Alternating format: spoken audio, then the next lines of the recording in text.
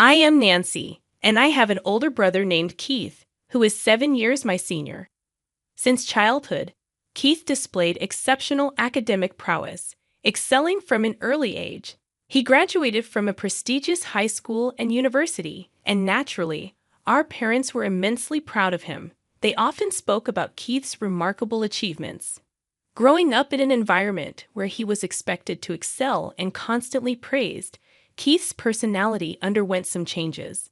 Upon graduating from university and finding a job, he decided to leave our family home, sarcastically remarking, "I can't bear such a mundane life in this house anymore."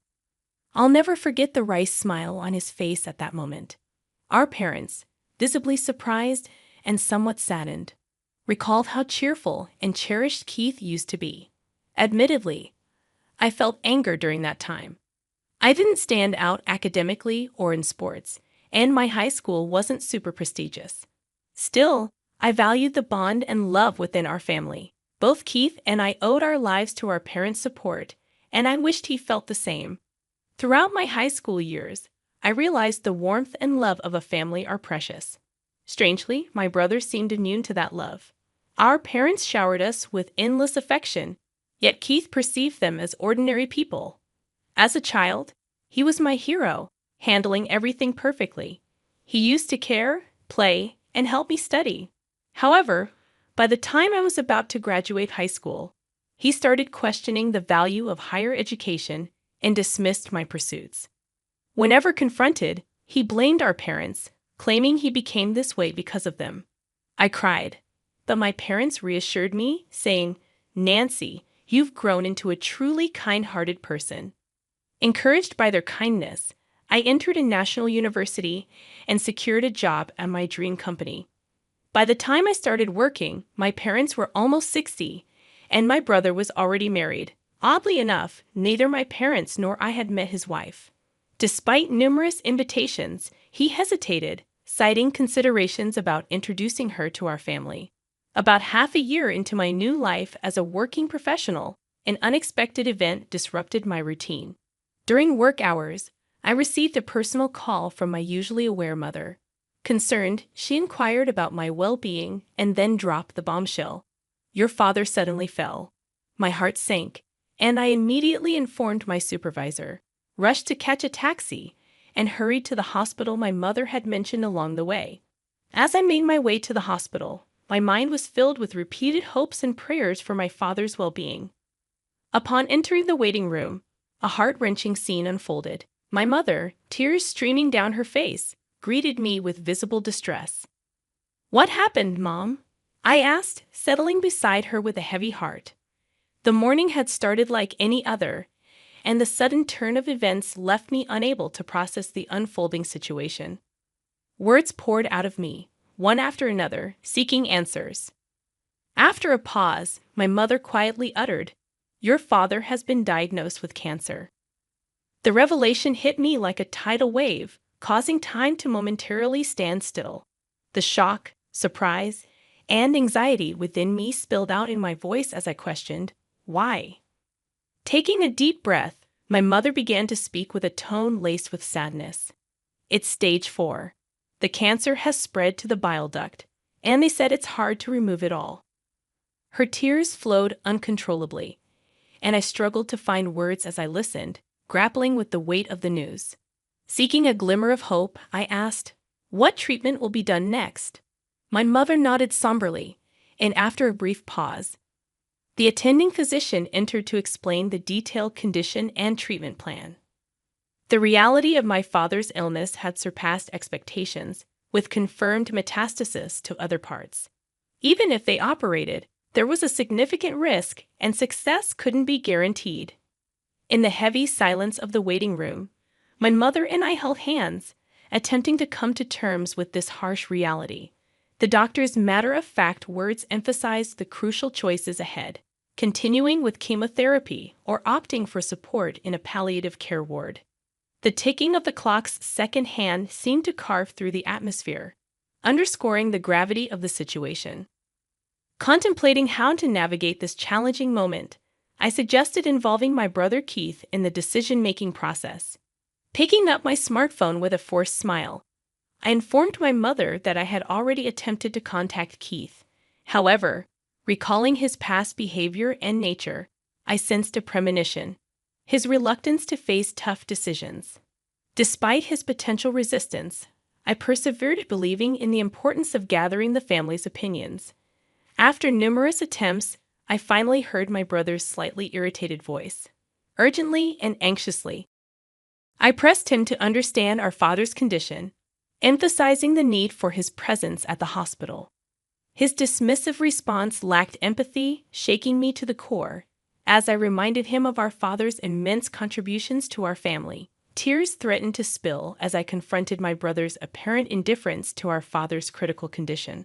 However, my brother, devoid of any visible emotion, briskly stated, "Now is not the time to be fussing over this.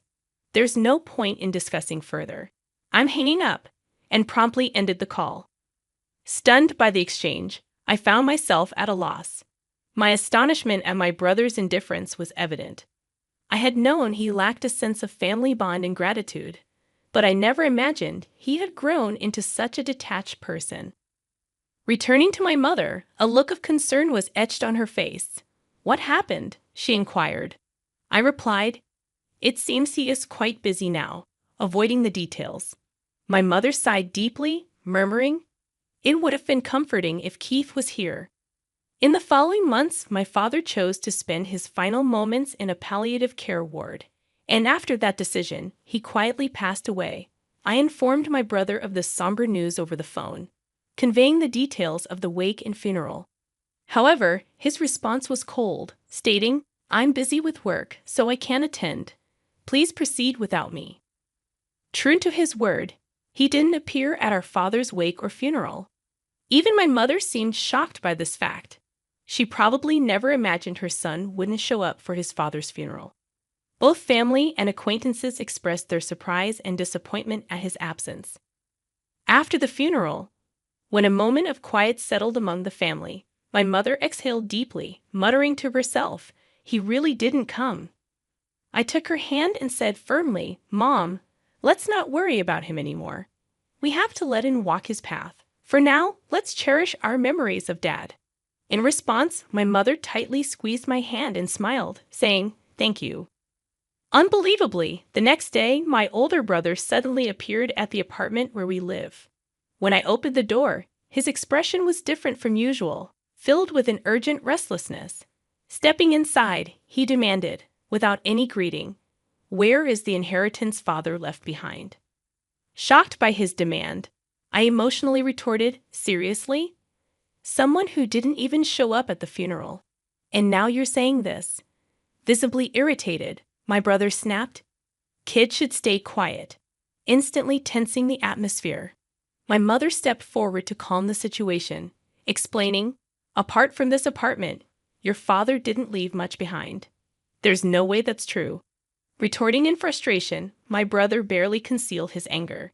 Remaining calm, my mother placed my father's passbook on the table for him to see.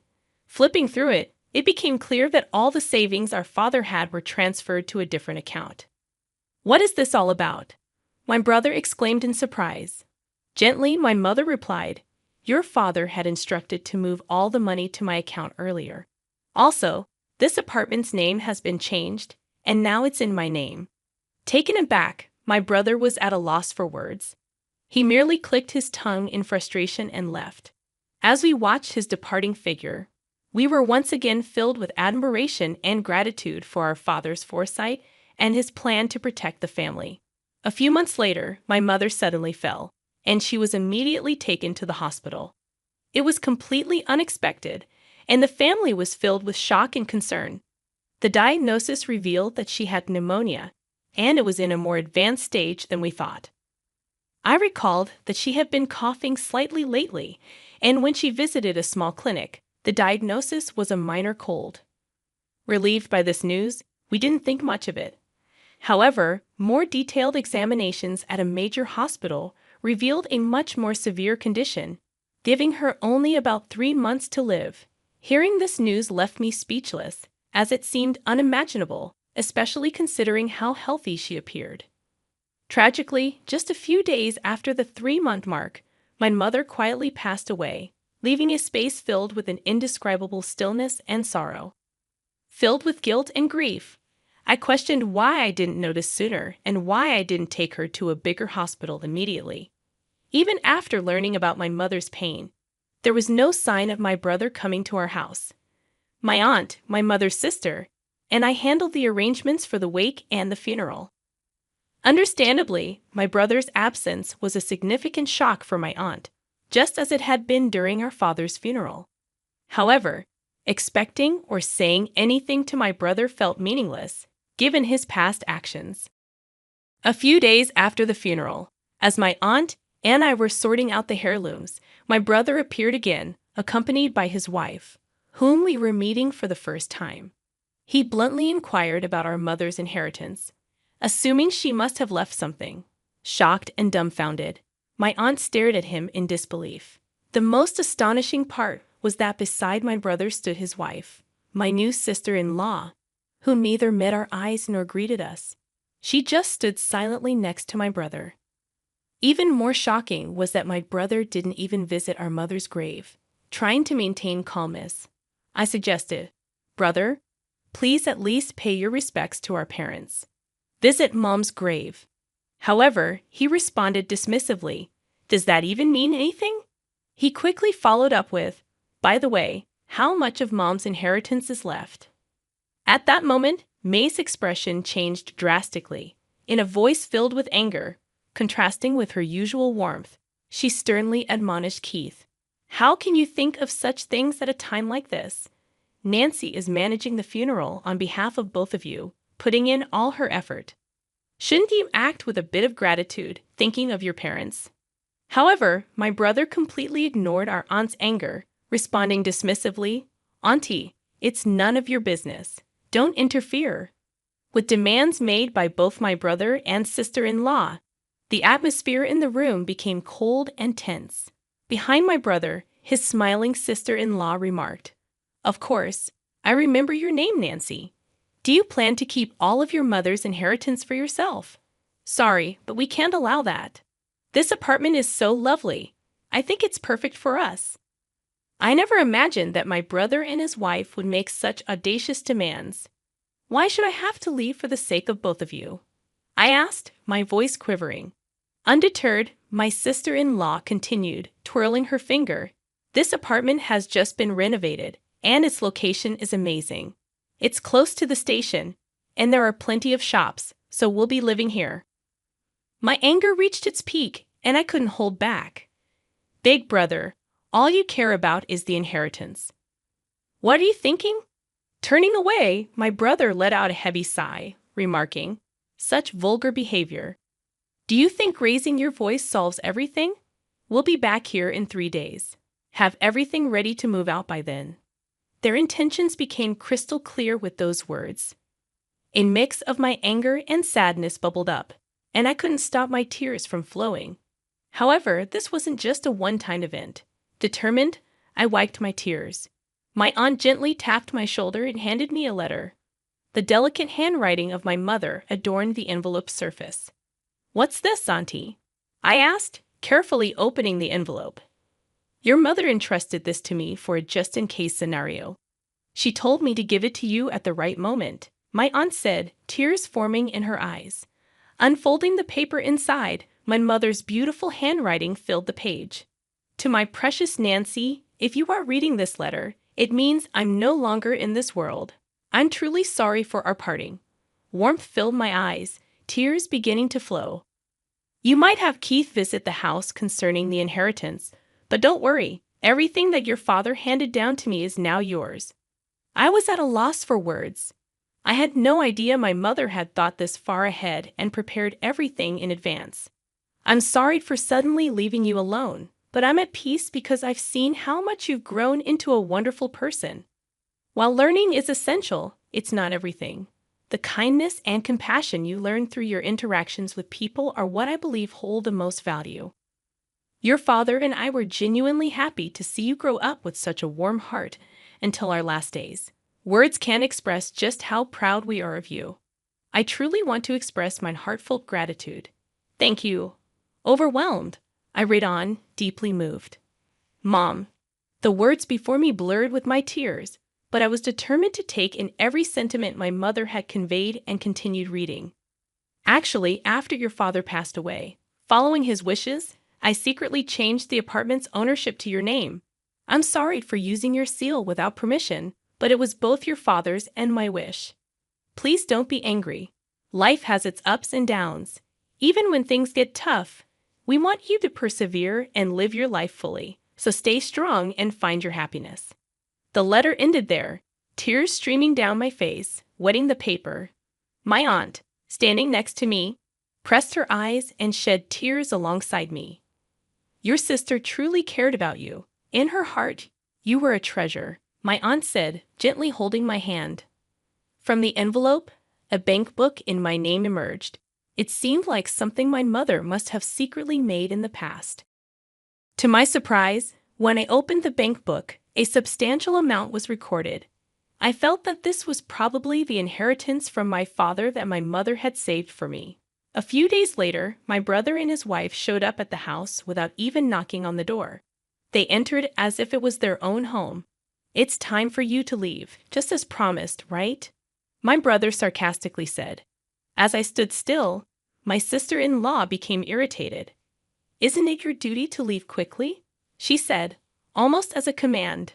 For a moment, I felt overwhelmed by the atmosphere, but I took a deep breath, looked them straight in the eyes, and said calmly, actually, this house is now under my name. With that statement, the room's atmosphere became tense. My brother and his wife looked at each other, exclaiming, What? What kind of joke is this? I am the eldest son. I should inherit the house, right? Clearly shaken, my brother said. Beside him, my sister-in-law stared at me, saying, This is the first I've heard of this. However, I had decided to state the facts. The house and the inheritance are all managed under my name, so there's nothing to divide. My brother frowned. Then hand over half of that inheritance to us. But I questioned his face turning red. This money was left for my future and to ensure that I take care of the house. You always looked down on me, and now you're asking for money? What changed? Surprisingly, my sister-in-law exclaimed, Wait, what is this? This isn't what we were expecting. From what I gathered, my brother recently faced significant trouble at his job and was subsequently fired. Not only that, but he and his wife were moving from one-day job to another, seemingly in a tight spot financially. They probably had high hopes for my mother's inheritance and the house. But with my revelation, their expectations were shattered, and they began bickering, placing blame on one another. Watching their childish dispute, I thought, what can possibly be gained from all this? To them, I said calmly, This is my house now. If you make any unnecessary fuss, I'll call the police. Trembling with anger, they reluctantly accepted my words and left. Since then, I've had no contact with them. I deliberately deleted all their contact details and began a new life in this apartment. This apartment is my treasure, filled with memories of my father and mother. Now I have a loving partner by my side. We plan to build a new family in this apartment. He respects my decision and proposed that we take the first step of our new life here. Our future is bright, and I want to pass on the warm love my parents gave me to the children we will have in the future. Since my parents are moving in with us, his unexpected requests caught me off guard in the house we've shared. I was taken aback to be told such a thing. I hesitated but managed to request some time to pack. Can you wait until tomorrow? I asked. That was my response after some thought. Coldly, he replied, Fine, I'll stay in a nearby hotel until then. I don't want to see your face. I wondered where he planned to get the money for the hotel from our joint account, but I decided not to ask him right then and remained silent. If you leave any of your stuff, I'll throw it away, he said as he opened the door. I watched him leave and let out a deep sigh. I'm the one paying $1,800 a month for the house mortgage. Sometimes I wondered if he truly understood that. I pulled myself together and contacted our daughter Anna. Anna, I need to leave the house for a bit. Can I stay with you for a while? Sure, sure. I'll come pick you up tomorrow. Thank you so much, I replied, feeling grateful for her words. I dialed another number. I felt like George had been looking down on me, so I decided to give him a lesson. In the end, George had a tough experience. My name is Sarah. I'm 51, and I spend my days working hard at work and at home. I live with my husband, George. One day, I met him through an acquaintance, and before I knew it, we were married. At 23, we were blessed with an angelic daughter, Anna. However, George hardly ever paid attention to Anna, and I was mostly the one taking care of her. Hey, play with Anna once in a while, I'd say. He carelessly responded. That's a woman's job, right? Yes, he had decided that housework was a woman's duty and wouldn't help. But Anna was such a good child, always helping me whenever I was tired. Dad, if you're relaxing, help out. Housework is your mother's duty. Without hesitation, Anna retorted, then what's your duty? Mom works for both you and her. Even George couldn't resist helping a bit after hearing her genuine words. Now Anna has built a new life in a distant state, living happily with her husband's family. My parents passed away in an accident 5 years ago, and I had to let go of our beloved family home. George's parents live a bit far away, and we only see them at occasional family gatherings. They don't interfere with our lives and live peacefully. The relationship between George and me was, to put it mildly, complicated. Simply put, he's living day to day like a part-timer. How's your current job? I'd ask. I quit again, he'd say. His nature is to quit at the slightest obstacle. Whenever there's a problem, he runs away quickly. At best, he stays at his job for 3 months. At worst, he quits on the first day. Because of this pattern, there aren't many companies willing to employ him long-term. So even at 56, he's stuck doing part-time jobs. We often fight over this. Don't you want to take things more seriously? I'd ask. You're so persistent. People just don't appreciate my abilities, he'd respond. George's educational background is impressive. He graduated from a renowned university. But one's worth isn't just about their educational background, and I believe he should utilize that impressive education in his work. But I sometimes doubt if he's truly leveraging his abilities. My background is different. I started working right after high school. During high school, my father fell, and I had to support our family financially. Thanks to that, I've become a reliable figure in my company, yet it seemed that George didn't appreciate my efforts. You didn't even go to college, yet you complain about me whenever I voice my opinion, he'd say. So lately, I've been careful about what I say to him.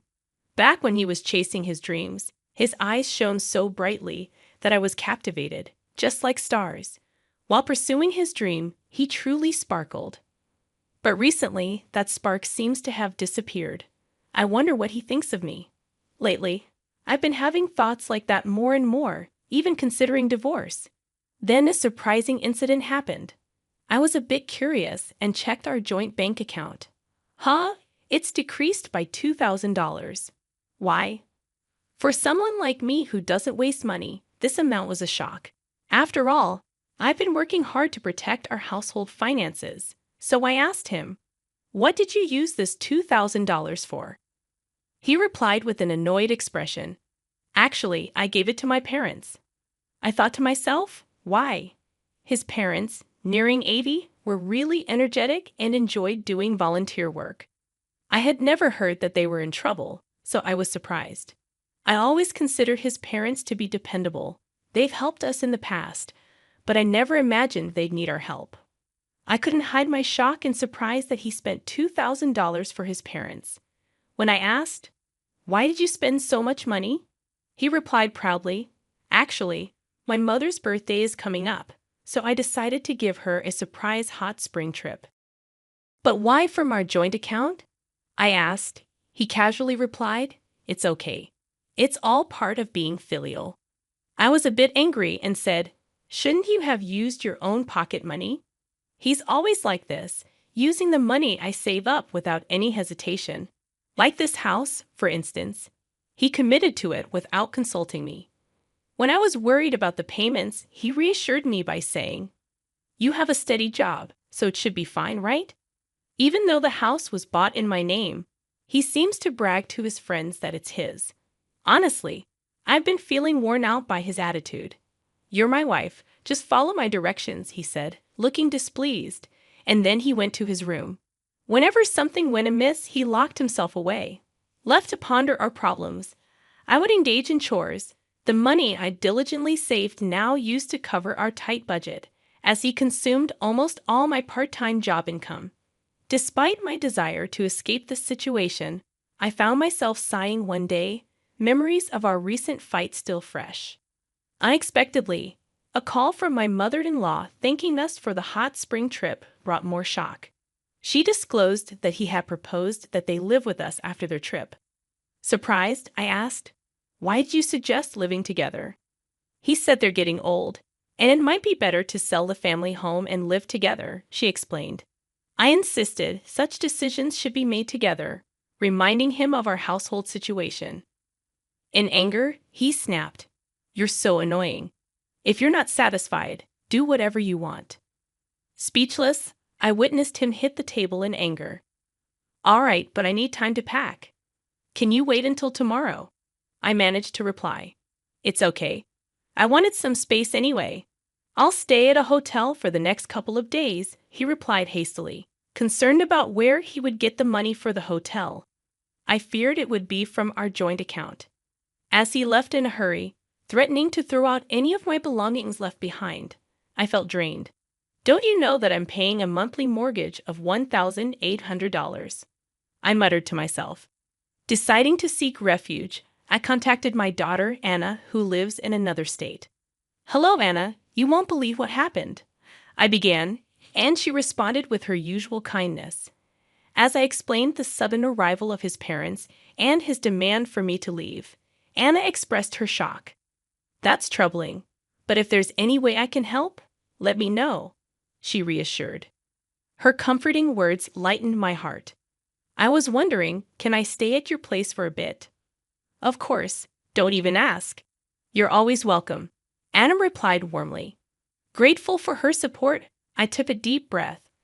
After hanging up, I decided to go to Anna's place, but it wouldn't end there. I had my own plans, so I made another call to solve one more problem. It seemed like he was underestimating me, and if that was the case, maybe I'd give him a little surprise. The next day, George found himself in a much more difficult situation than expected.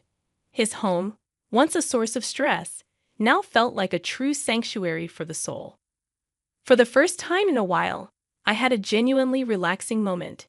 Taking a break from work, I enjoyed some me time, basking in the warmth of my daughter and her husband's family, who warmly welcomed me.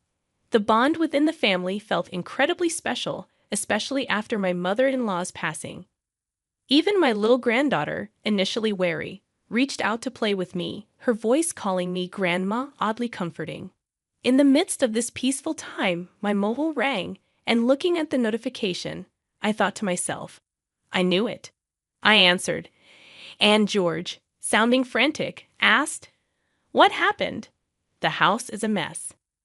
Suppressing a chuckle, I replied, "That's because, like you said, I removed almost everything." Perplexed, he inquired, "What do you mean, almost everything?" I explained that I had contacted a friend running a waste collection service, and they helped me clean out furniture and appliances. Recyclable items went to a trusted recycling shop, and non-recyclables were properly disposed of. Reminding him that I chose and bought most of the stuff in our house, I playfully teased, "Do you recall anything you bought with your own money?" Taking time to think, George replied, "You may be right," but the situation seemed a bit extreme to him. At that moment, Anna approached me, taking my phone with a smile, saying, "Mom, let me borrow this for a bit." Switching on the speaker, she addressed George. "Dad, it's Anna. It's been a while." Her cheery confirmation puzzled George, and with a serious expression, Anna asked, "Dad, why has it come to this? Mom has always been the backbone of our home and supported us. What about you?" Her words weighed heavy, and tension filled the room. Curious about George's response, I decided to be straightforward. "Enough. Tell Sarah I'm seriously considering a divorce. Are you serious? What do you plan to do, Mom, if it comes to that? George's voice carried sheer astonishment. My unexpected response seemed to catch him off guard. He appeared a bit too self-centered. I'm open to a divorce, really, I reiterated, responding to his apparent disbelief. Recalling our marital life, I remembered how I took care of our finances while he spent freely. Money-related arguments were not uncommon. It's okay. I get it. Just make sure to transfer the house's name, he said. Sure, the house is yours now. All right then. I'll prepare the necessary documents. Thanks. After ending the call, Anna returned my phone. Concern showed on her face, but her smile was kind and understanding. Mom, are you sure about the house? You bought everything with your salary, right? Well, there's nothing to worry about. Actually, when I told Anna the truth about the house, she burst out laughing. I explained. Indeed, I acquired that house with my money, but there's still a mountain of unpaid mortgages. The amount of those mortgages is many times George's monthly salary. I can't imagine him paying that every month. I see. You're really amazing, aren't you, Mom? Anna praised. I've been working behind the scenes a bit too, so Dad will probably get into a fix soon. What do you mean? I asked. Actually, I've become very close with Grandpa and Grandma, so I get a lot of information. Anna winked playfully, flashing a mischievous grin. Unlike me, she highly valued her relationship with her grandparents and frequently kept in touch. After Anna reached out to her grandmother, things quickly escalated. My in-laws decided to cut their trip short and came to apologize to me. Sarah, we're truly sorry. We should have explained our situation. They gently elaborated on the recent chaos. The decision about selling their family home was true, but the reason behind it was because they were planning to move into a senior facility. They were currently waiting for a room to open up in the retirement home, and for the brief interim, they needed a place to stay, which happened to be our house. Upon hearing their wishes, George suggested they all live together with him. Although my in-laws were worried about causing me inconveniences, George told them Sarah fully agrees. In fact, she suggested it. Thus, they seemed convinced to move in. However, I never agreed to any such thing. My relationship with my in-laws was quite ordinary. I would never make such a bold proposal. So, it was all Dad's cunning idea, Anne remarked, looking exasperated. My in-laws, resembling parents apologizing for their child's mischief, seemed deeply remorseful. Afterward, they were furious at George. Their eyes brimmed with the question, why would you do such a thing? They concluded by seemingly cutting ties with their son, distancing themselves from him. Later, they deeply apologized to me and left in a somber mood. Honestly, I think my in-laws are decent people. They seemed financially stable, having aided in George's expensive university fees. Hey, you think Grandma and Grandpa's parenting style is a bit too liberal? Anna asked me curiously. Why do you think that way? I responded. Well, they could see Dad not working, but they didn't say anything. Plus, he seems to have inherited their personality. True, George always appeared quite indifferent towards me.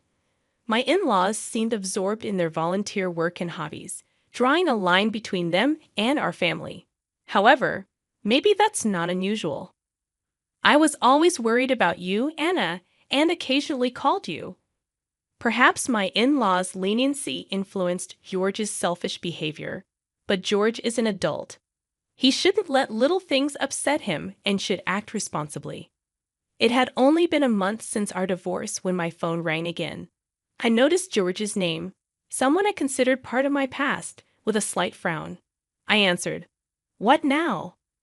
We have nothing left between us. Listen, it's about the house mortgage. Panic and confusion filled his voice.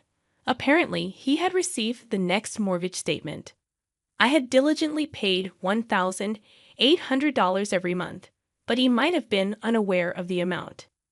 It says $1,800 a month. Unbelievable. Yes, I've been paying it properly. You graduated from a good school, right? You can manage that, can't you? I could understand his shock. George's income was just over $1,200 a month, and given his spending habits, he barely saved anything. Although most items in the house were gone, he managed with things he received from his parents. However, he wasn't good at housekeeping and ended up spending money on eating out and laundromats. For him, a mortgage surpassing his income would be tough. Are you surprised that I, a high school graduate, can pay $1,800? Well, kind of. You see, even as a high school graduate, I worked hard steadily, getting promotions. I realized the importance of perseverance.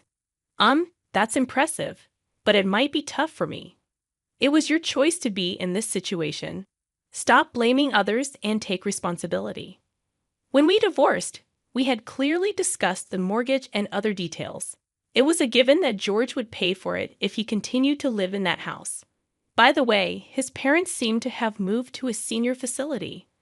When George reached out for help, they firmly told him, "You're an adult. Take care of your own affairs." Sarah, won't you reconsider? Let's start anew. Wait, you're kidding, right? We can't be together anymore. Then how am I supposed to pay off the mortgage? That's for you to figure out. When we were together, I paid for it, didn't I? Hearing his frustrated voice, I thought to myself, do your best. His future decisions and actions were up to him. I changed my settings so that I wouldn't receive any more calls from him. I had just started on a new path, so being pulled back into the past was truly bothersome. Hey, did you get any call from Dad? Actually, yes. Despite never truly apologizing, he asked if we could get back together. I could see through his words, though. It's all about money. Oh, maybe that's why he contacted me too. After I rejected his proposal, it seemed he had been contacting Anna numerous times. Despite always being weak in front of Anna, him persistently trying to contact her might mean he was genuinely struggling. I told him that this is the result of his actions. Exactly. Also, now that you finally have the peace you deserve, Mom, I told him sternly not to cause any more trouble. Thank you so much, Anna. I'm so happy to see my daughter grow into such a considerate and wonderful woman. I felt proud of her. Hey, Mom. I've been wondering, do you know what Dad was spending his money on? Why do you ask? Didn't he frequently spend money on gambling? At that, I couldn't help but chuckle. George's income wasn't that great, to be honest.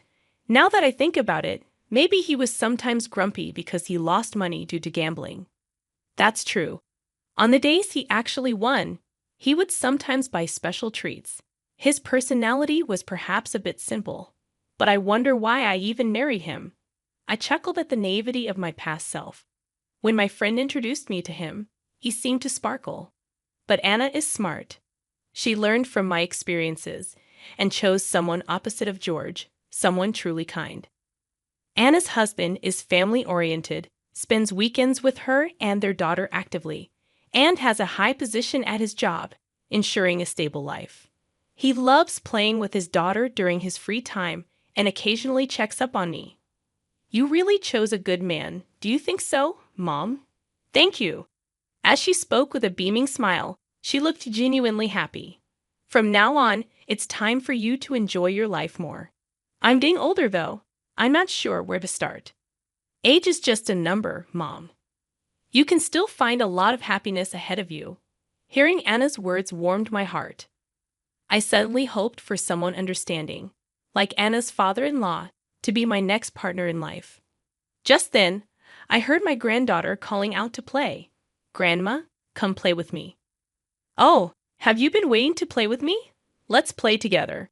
Surrounded by Anna's joyful family, I too was smiling. I'm glad that Anna is blessed with such a wonderful family. Changing the topic, Anna said, it seems George faced financial difficulties and had to sell a house. He used the money to pay off some debts, but moved to a cramped apartment. He struggled to find a stable job, and his debts only grew. Eventually, he couldn't even pay rent and ended up living on the streets. One day, I heard shocking news that he was taken away by a shady group. His path was indeed a result of his own choices. George's parents felt deeply remorseful. They didn't want to burden me anymore. They sold their house and used their savings to pay for a facility. They also ensured their inheritance would go to me. I don't need this much money, I told them, but they insisted it was their apology. In the midst of all this, with a bit of financial freedom, I considered moving out of Anna's home. But, Mom, you can stay here. I certainly don't want to bother you and your family, Anna. Actually, my husband and I were talking about living together with you. Really? It seems you've always cared for me. After discussing it with her husband and father-in-law, they planned to invite me to live with them. And then I received the invitation at just the right time. So, Mom, don't be too concerned. Just have fun playing with the kids, okay? Thank you, Anna. My granddaughter had taken a real liking to me due to Anna's husband's background of being raised in a single-parent household with his father. He warmly welcomed me into their home, and his father-in-law also expressed his wish for me to live happily. With that kind gesture, I decided to move in with them. Previously, money was tight, so I had to work. But now, with the help of Anna, her husband, and her father-in-law, things have become much easier. And here's some exciting news. Anna is expecting her second child. In the meantime, I've been helping around the house, playing with my granddaughter, and spending my time that way. Anna's father-in-law also helps with household chores just like me, so we have a fun time together doing things around the house. Whenever I do something, the family always says thank you, and that makes me very happy. Unlike my previous husband, this family openly expresses their gratitude each time. I truly feel fortunate. When asked how I get along with my father-in-law, I replied with a smile. I want to spend my life with him forever. That's good. It feels like a new family, Anna said gently, rubbing her belly. With Anna in my life, everything has become much brighter. Meeting her might be the only thing I'm thankful for regarding George. Oh, with that thought, I'm motivated to do my best for my family today as well. Sarah, if you'd like, I want to walk through life with you from now on. How does that sound? Are you sure about me? If so, of course. Let's be together. I responded to his words like this. I've regained my confidence. I was on the verge of forgetting my own worth, but his words made me realize its value again. I believe that as a family, we'll face many happy moments and challenges together from now on, and that truly warms my heart.